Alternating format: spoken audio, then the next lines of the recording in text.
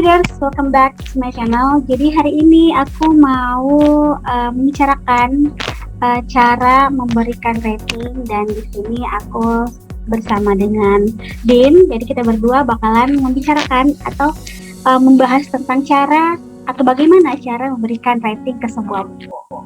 Halo Din, apa kabar? Hai, baik. Fatih juga semoga baik di situ. Alhamdulillah baik. Oke, jadi silakan Din memperkenalkan diri dulu. Halo, aku Din Hanarun dari channel Din Hanarun. Aku di sana biasanya bahas buku romance dan juga buku yang biasanya bakal atau udah diadaptasi jadi film. Jadi kalau kamu suka buku-buku kayak gitu bisa mampir ke channel aku. Oke, jadi itu dia. Jadi jangan lupa untuk datang atau jalan-jalan ke channelnya Din Hanarun. Di sana juga kita bakalan membahas tentang sebuah buku yang excited banget kita bahas dan seru banget. Oke, jadi kita langsung mulai aja tanpa berlama-lama lagi. Menurut Din nih, bagaimana cara memberikan rating ke sebuah buku? Mulai dari aku dulu ya. Cara ngasih rating agak objektif atau subjektif, gimana ya, tergantung akunya gitu, tergantung pengalaman bacanya. Kalau misalnya nggak suka ya ratingnya kecil, kalau misalnya suka ya ratingnya gede. Tapi kadang ada masa dimana bukunya tuh bagus banget tapi kita nggak suka, itu kadang agak bingung kalau ngasih ratingnya. Kalau ngasih rating kecil, bukunya sebenarnya nggak jelek gitu, bukunya malah bagus banget. Tapi kalau ngasih rating gede, kitanya kayak kurang seret gitu. Gimana kalau kamu pernah nggak ngalamin kayak gitu, bukunya bagus tapi kitanya nggak suka, jadi ngasih ratingnya gimana? Ya, aku tuh pernah beberapa kali baca buku, sebenarnya buku ini bagus, tapi kayak di Goodreads atau orang-orang tuh kasih tuh kenapa sedikit banget ratingnya, ada yang 3 aja atau bahkan 2 gitu. Ada beberapa buku lah ya. Terus setelah aku baca gitu ya, sebenarnya objektif juga sih dan subjektif, maksudnya kan pribadi. Selera kita baca itu kan emang berbeda-beda. Ada yang memang suka tipe kal bacanya itu dia seperti ini gaya bahasanya, ada yang suka mungkin gaya bahasa yang lebih ke puitis atau diksinya itu mungkin lebih menjunjung tinggi gitu ya, ada yang kayak gitu.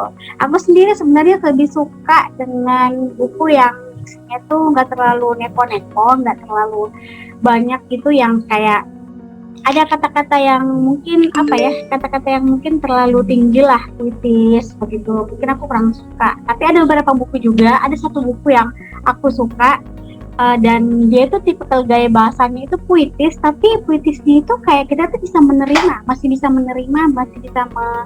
memahami, masih bisa enjoy untuk bacanya. Salah satunya itu buku, tapi ini buku indie sih, buku terbitan indie, bukan terbitan mayor, dan itu salah satu buku yang mungkin aku suka. Judulnya Petunia yang Berguguran di Hati Senja. Itu salah satu buku yang aku cukup suka sih menurut aku. Ada lagi Din, bagaimana cara memberikan rating ke sebuah buku, tanggapannya? Aku baru ngeh nih kayaknya belakangan, ending itu sangat ngaruh ke rating akhir yang aku kasih. Jadi walaupun misalnya aku suka banget sama ceritanya, aku suka banget sama si karakternya, tapi kalau misalnya endingnya kayak gitu, nggak sesuai ekspektasi atau nggak sebagus menurut aku ya, nggak sebagus cerita dan karakternya, aku kemungkinan ngasih rating yang kecil. Tapi kalau misalnya karakternya biasa aja, ceritanya biasa aja di awal-awal, tapi endingnya kayak puas banget gitu, jadi kayak ngerangkum semua yang udah terjadi di buku itu, aku kemungkinan ngasih ratingnya gede. Jadi ending itu sangat berpengaruh ke pengalaman baca aku. Walaupun endingnya sad atau happy, tergantung apakah itu cocok sama ceritanya, ngerangkum semua kejadian, nyelesain semua masalah gitu. Itu ending penting banget. Kalau kamu apa yang misalnya jadi kayak turn off gitu, kalau misalnya gini jadi aja ratingnya kecil? Ya, aku pernah nih baca satu buku, aku suka banget the whole package, dari covernya aku suka, dengan gaya bahasanya juga aku suka, dengan temanya Tapi endingnya tuh aku kurang suka, aku kurang puas dengan endingnya. Salah satu bukunya itu judulnya V. Ya, judulnya V. Aku tuh suka banget dengan ceritanya. Aku suka banget semua ada apa temanya tentang patriarki perempuan ya kan. Tapi aku kurang suka dengan endingnya. Aku kurang puas gitu. Tapi kayak misalnya kita tuh dihajar dengan berbagai kejadian yang bikin kita marah, yang bikin kita greget, tapi endingnya kok kayak malah si pelakunya ini tidak setimpal dengan karma yang dia dapat. Menurut kamu gimana tuh? Ya aku juga ngerasa kayak gitu. Kalau aku nyebutin satu judul ya, aku baru baca kemarin, susah ngambilnya. Judulnya tuh Kelab dalam Swalayan. Mana sih? Yang ini nih.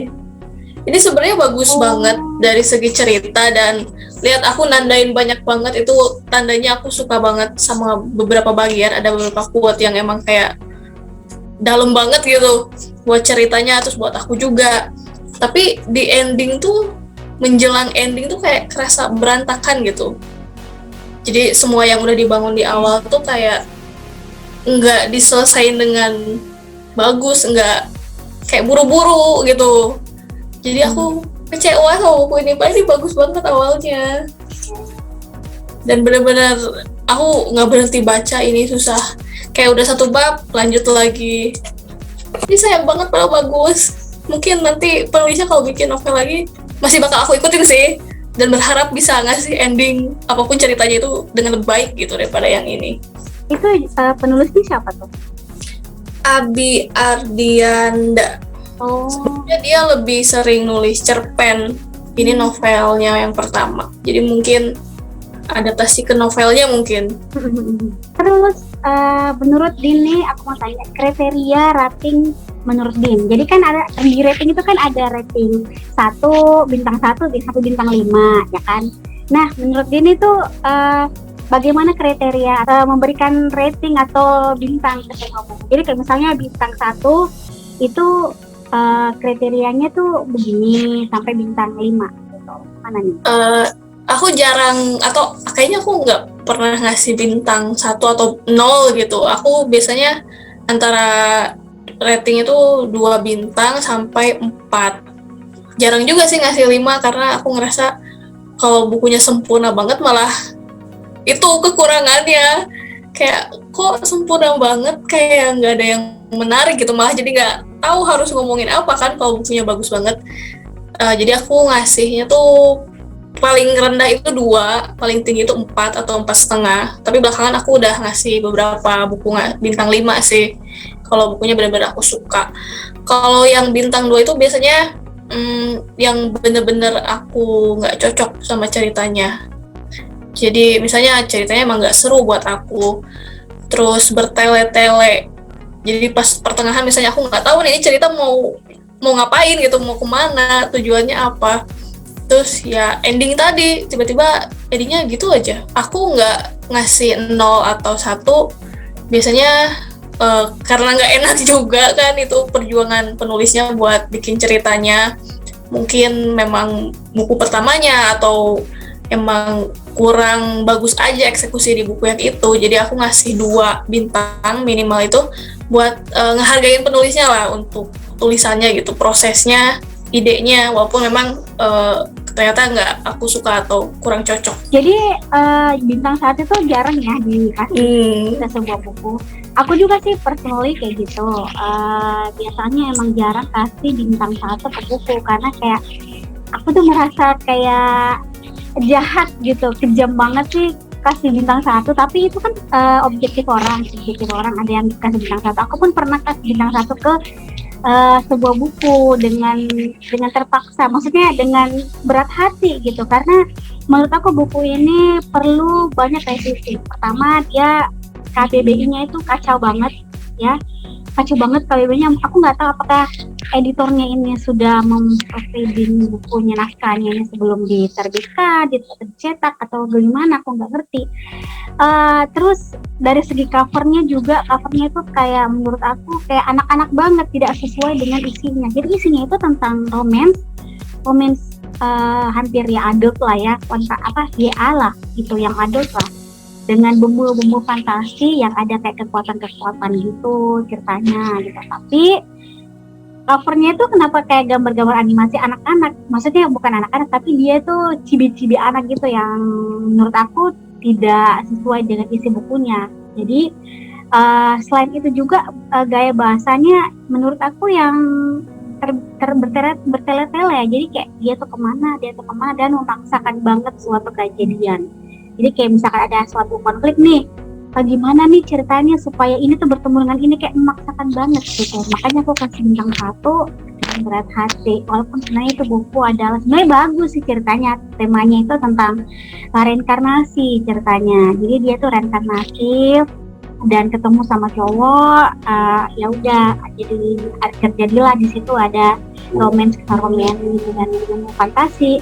Tapi ya itu dia, KBBI-nya kacau banget, elipsisnya kemana-mana, dan juga ya covernya dan ya aduh aku minta maaf banget kepada penulisnya. Tapi intinya semuanya ceritanya bagus, temanya bagus. Kalau personalnya aku sendiri sih kasih rating 1 ke sebuah buku itu. Pertama yaitu tadi aku tuh lihat dari covernya dulu. Kalau misalkan covernya ini sesuai dengan isinya, itu oke, ini sudah poin plus nih gitu. Terus KBBI-nya itu penting banget, harus penting banget KBBI, EYD-nya itu harus, karena menurut aku pas aku baca kalau misalkan KBBI-nya itu berantakan sama aja gitu. Maksudnya biarpun mungkin ceritanya itu bagus gitu ya kan, karakternya juga kuat, tapi kalau KBBI-nya atau EYD-nya itu kacau, elipsisnya kemana-mana, terlalu banyak titik-titik, itu kayak kita tuh ngeganggu ya kan gitu. Terus juga mungkin bukan selera bacaan aku. Jadi biasanya kalau bukan selera bacaan aku biasa kasih 1. Terus kalau rating 2, biasanya aku kurang suka dengan gaya bahasanya yang terlalu tinggi, yang terlalu aku kurang pahami gitu. Terus juga kalau misalkan rating 3, biasanya aku kasih rata-rata lah. Aku nggak terlalu suka, aku dibilang suka juga enggak, dibilang tidak suka juga tidak. Jadi kayak antara tengah-tengah, rata-rata gitu. Jadi biasanya aku kasih rating tuh 3 atau 4. Emang seperti Din juga sih, kayak jarang kasih 1 dan jarang kasih 5. Kalinya mungkin jelek, mungkin kurang sesuai dengan tipikal aku, ya aku kasih 2, paling kasih 2. Atau bagus banget dan aku bisa rekomendasiin ini 100% ke teman-teman aku, itu biasanya aku kasih rating 5. Contohnya bukunya Onizuka yang Summer Breeze, aku suka banget dengan itu. Ya itu aduh sumpah aku kasih bintang 5. Sama Windri Ramadina, itu judulnya Glaze, itu aku suka banget, itu aku kasih bintang 5 karena semua full package itu dapat, covernya dapat, dia tuh sesuai dengan isinya, romance-nya dapat, gaya bahasanya aku suka banget, dan kayak pas gitu, kayak dia tuh nggak terlalu bertele-tele, tidak terbelit-belit cara pembawaan ininya, narasinya gitu ya, dialognya juga pas, gak terlalu banyak. Kalau rating 5 sih ya rata-rata juga, rating 5 aku suka dengan bukunya, tapi mungkin ada sedikit bikin aku kecewa, kayak kemarin yang kita bahas itu aku kan kasih rating 4,6 ya kan, aku kasih 4,6 karena aku suka dengan whole package-nya, aku suka covernya, aku suka dengan gaya bahasanya, aku suka dengan ceritanya. Tapi itu dia ada beberapa yang bikin aku kurang sreg, seperti kayak translatornya mungkin ada sedikit yang masih rancu gitu ya kan, nggak sesuai, atau ada beberapa kisah atau endingnya yang kurang serak dengan aku kayak gitu. Gimana? Ada lagi nggak tanggapannya Din mengenai soal cover tadi?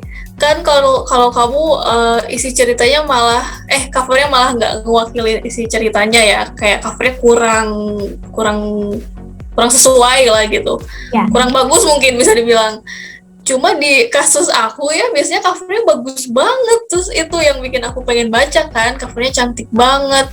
Terus biasanya judulnya juga kayak bikin penasaran, tapi justru ceritanya tuh nggak nyeimbangin ekspektasi aku pas lihat covernya atau judulnya. Itu sering banget terjadi, dan bahkan judulnya tuh nggak ada hubungannya sama ceritanya. Aku juga ngerti kenapa pas akhir cerita lihat judulnya, apa hubungannya ya gitu, kayaknya nggak ada gitu. Aku sering ketipu cover, soalnya kalau lihat cover yang cantik, yang bagus banget, aku biasanya langsung pengen beli, pengen baca gitu. Tapi isinya biasanya zonk gitu, nggak bagus, nggak sesuai ekspektasi. Jadi mungkin kebalikannya. Tapi kalau misalnya covernya kurang bagus tapi ceritanya bagus banget, justru apa ya, jadi kasihan sama penulisnya dan ceritanya. Mungkin orang-orang nggak baca karena ngelihat covernya duluan, jadi ngelewatin buku itu sih. Kadang ada kasus di situ juga. Biasanya buku terjemahan sih yang terjadi di sini. Bukunya bagus banget tapi pas diterjemahin ke Indonesia covernya nggak sebagus yang di luar. Orang-orang jadi nggak ngeh. Ya, kenapa ya, kayak biasa juga aku tuh kan tipikal orang, aku emang pribadi tipikal orang yang kalau beli buku itu harus dengan lihat covernya dulu. Aku tuh judge book by cover banget orangnya gitu ya. Jadi kalau misalkan mau beli buku harus lihat covernya dulu, baru balik lihat blurnya bagus, oke, bungkus. Tapi kalau misalkan covernya bagus tapi blurnya juga terlalu menarik, aku enggak sih. Biasanya emang kayak gitu, kayak kita tuh ketipu dengan covernya yang cantik, yang manis gitu ya, tapi pas baca bukunya tuh wah, zonk, kok ini sih ceritanya tidak saya ekspektasi gitu loh. Dan kebanyakan emang gitu sih, kayak kenapa kayak gini, maksudnya mungkin memang kita adalah target kayak apa, marketing kali ya, maksudnya supaya pembeli memang membeli buku itu dan minat dengan buku itu gitu loh. Kebanyakan sih emang kayak gitu. Dan aku juga ada buku yang menurut aku itu kayak covernya tuh bisa aja, tapi bukunya itu bagus, ceritanya itu bagus malah. Gimana menurut ini? Iya, itu yang buku terjemahan. Mungkin ya kalau cover bagus juga kan dari marketingnya juga, karena kita contohnya adalah yang ngelihat buku covernya dulu kan. Kalau misalnya, tapi kadang ada beberapa pembaca, misalnya udah baca terus ngerekomendasiin. Nah itu walaupun covernya nggak apa ya, kok covernya kayak gitu misalnya tuh nggak terlalu menarik buat aku mungkin coba baca karena udah ada kayak rekomendasi, udah ada bayangan gitu. Kalau pembaca itu suka, mungkin cocok juga gitu ya aku. Biasanya aku langsung coba sih ambil. Ada nih contohnya di belakang, tapi kayaknya bukan di sini. Buku terjemahan yang buku YA yang covernya tuh kayak gini. Ini yang karya Mary Lou. Cover yang aslinya tuh nggak kayak gini. Ini kayak cover itu cover yang iya kan?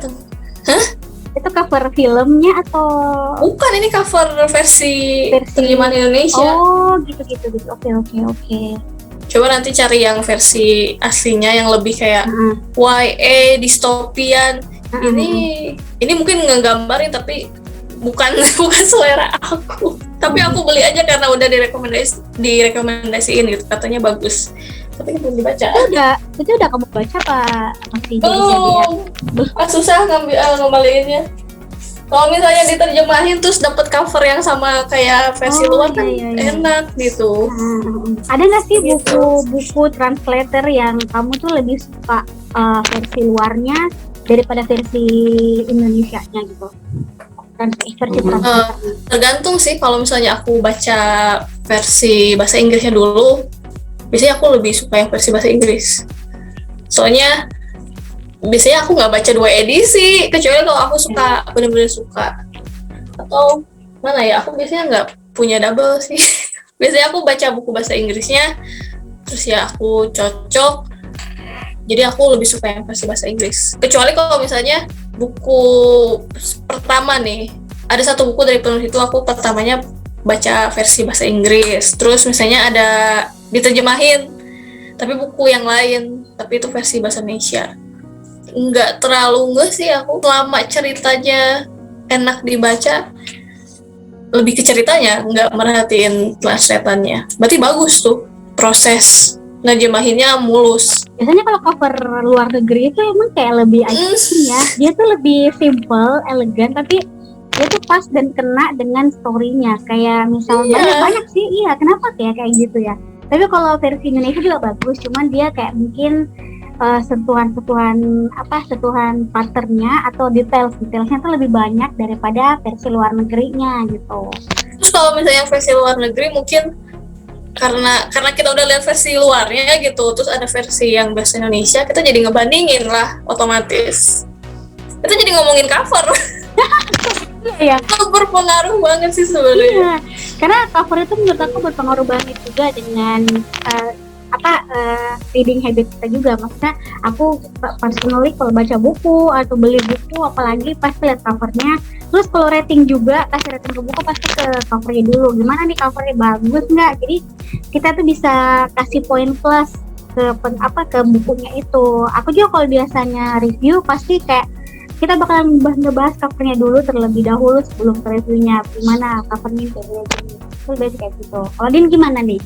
Kalau misalkan review, apakah attention dulu ke covernya atau gimana menurut Yan? Aku biasanya nggak bahas cover sih, kecuali kalau aku yang tadi ngerasa ketipu gitu. Covernya cantik tapi ceritanya nggak seru gitu. Itu biasanya aku bahas di situ. Atau misalnya ya biasanya karena alasan beli buku ini karena covernya cantik gitu aja sih. Tapi biasanya kalau review aku nggak begitu bahas. Oke. Jadi intinya kalau misalkan rating 5 itu agak jarang ya kita kasih gitu ya. Kalau misalkan pun kita kasih itu memang buku-buku yang worth it banget, yang kita suka banget, full package, mulai dari cover, gaya bahasanya, semua sampai endingnya. Itu kita sesuai ekspektasi dan puas gitu rasanya baca, makanya kita kasih rating 5 kayak gitu. Kalau rating 1 sih sebenarnya emang kita jarang juga, karena pertama menghargai si penulisnya, nggak mungkin juga dong kita kasih selalu rating 1 atau kasih rating 0 gitu dengan bukunya itu. Paling mungkin ya rating 2 dengan dikasih solusi, mungkin covernya ini dikasih kayak gini, mungkin di next mungkin siapa tahu dicetak ulang ya kan, atau misalnya mungkin bukunya ini direvisi gaya bahasanya atau KBBI-nya atau EYD-nya. Oke, tadi itu dia beberapa kriteria Din sama aku nih bagaimana cara memberikan rating ke sebuah buku, mulai dari rating 1 atau bintang 1 sampai bintang 5. Kalau misalkan kalian gimana nih, kalian bisa komen di bawah bagaimana cara kalian memberikan rating ke sebuah buku mulai dari rating 1 sampai rating 5. Oke, kita beralih ke topik selanjutnya gitu ya. Ada nggak sih buku yang pernah dikasih rating 1? Dan kalau misalkan pernah ada, bukunya apa dan alasannya kenapa kasih buku itu rating 1 gitu? Pak, aku pernah ngasih rating 1 nggak ya? Kayaknya jarang banget. Tapi kalau rating 2 aku inget nih, bukunya baru aku baca tahun lalu. Itu Bridgerton yang diadaptasi ke Netflix. Bridgerton, buku pertamanya itu judulnya The Duke and I. Aku kasih bintang 2. Apa ya, ceritanya bagus, dan mungkin karena itu pertama kalinya aku baca historical romance, aku agak ngantuk-ngantuk di bagian awal, tapi di tengahnya bagus, terus romansnya oke, aku suka. Tapi pas mereka jadi spoiler, pokoknya ada bagian di mana terjadi kekerasan seksual antara dua love interest ini. Terus aku nggak suka gitu, kayak ngerasa kalau misalnya aku ngasih rating gede, aku nggak langsung gitu aku setuju gitu ke hal itu. Jadi aku kasih ratingnya kecil gitu sih. Di seri Netflix-nya si bagian itu masih ada, tapi lebih halus gitu, kayak nggak separah yang di bukunya. Terus bukunya juga kan ditulisnya udah lama banget, mungkin beda pandangan pas waktu itu, dan itu juga kan settingnya historical romance yang zaman dulu, pandangannya beda lah sama sekarang. Cuma aku yang baca di sekarang kan nggak sreg gitu, jadi aku kasih bintangnya 2. Oke, jadi kayak nggak pernah kasih atau bahkan mungkin jarang ya kasih rating 1. Sekalinya mungkin kasih rating itu yang rendah paling 2 gitu, untuk menghargai penulisnya juga gitu. Oke, kita tadi ngebahas tentang bagaimana lagi buku yang kasih rating 1. Nah, ada nggak sih buku yang Din pernah kasih rating 5 dan bukunya apa, judulnya apa, dan alasannya kenapa? Kayaknya lumayan banyak ya aku kasih bintang 5, terutama belakangan ini karena aku mulai merelakan gitu kesempurnaan itu ada di buku. Yang terakhir aku inget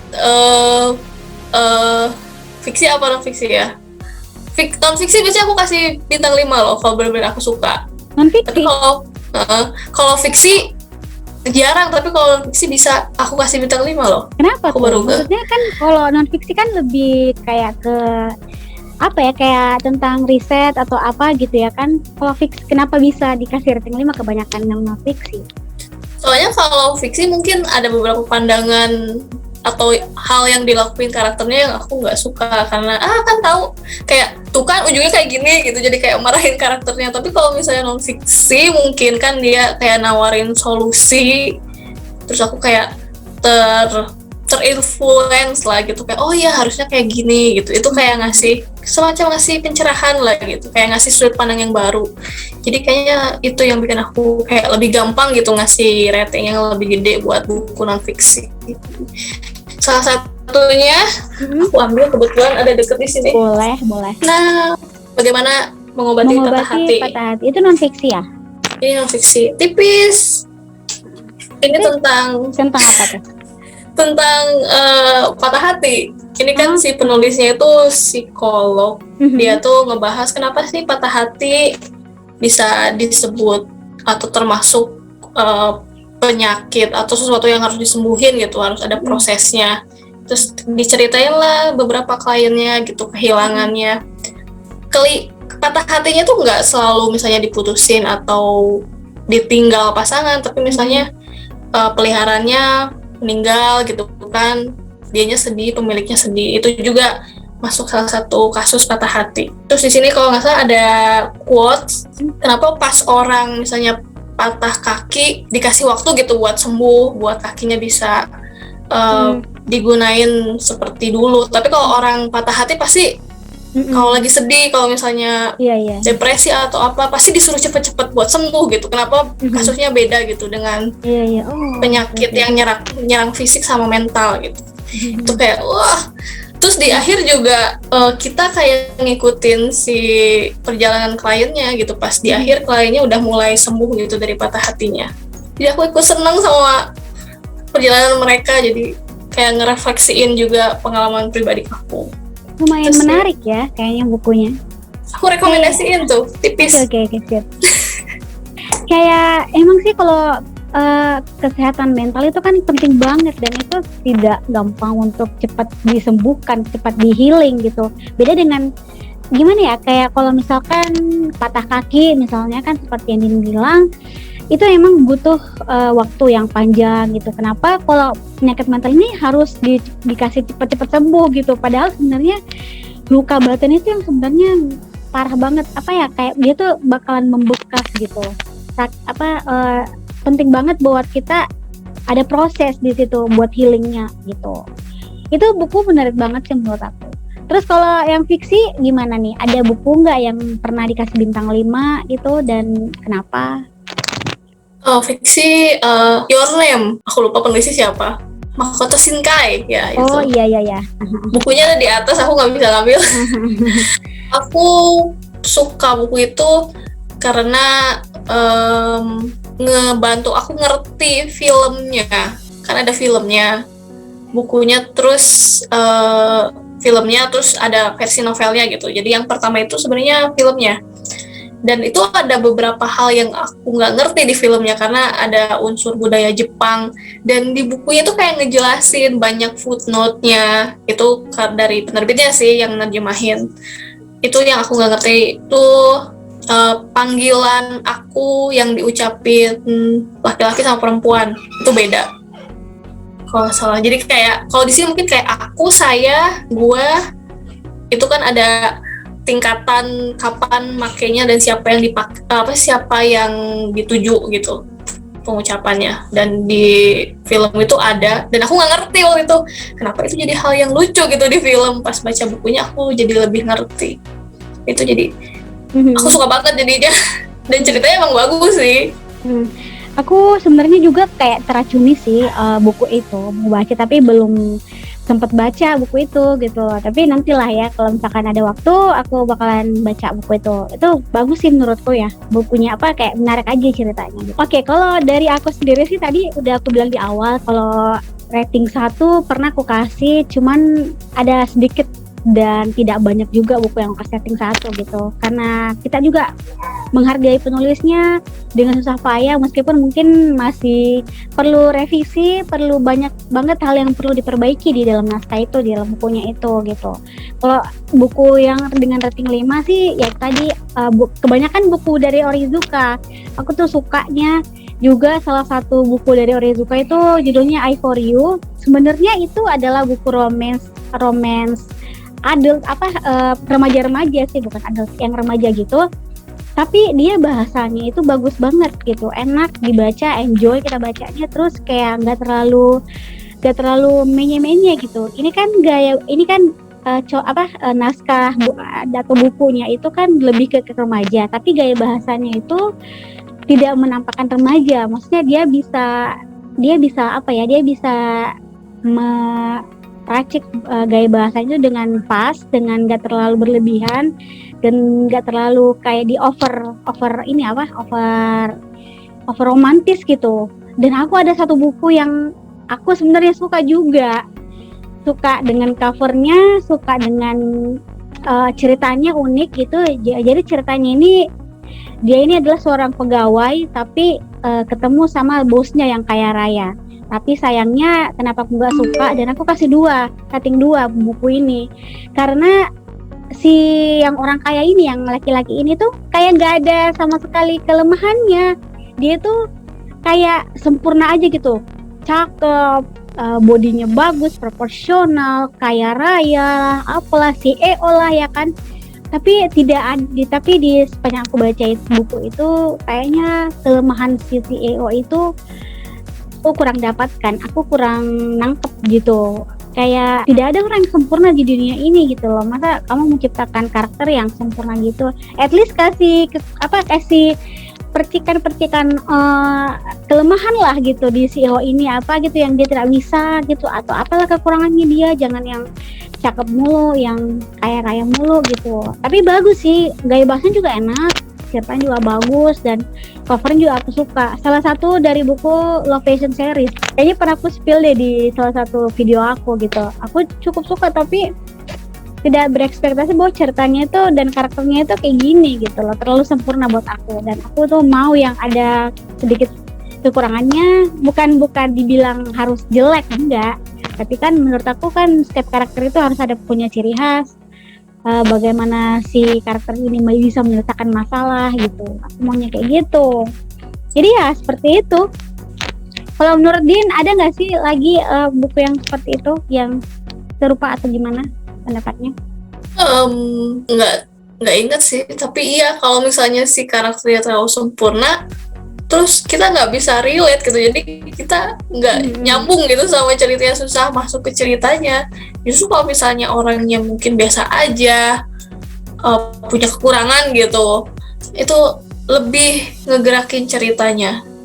Soalnya kalau misalnya tokohnya terlalu sempurna, apalagi yang kaya raya, itu semuanya tuh possible, terus kayak nggak seru gitu.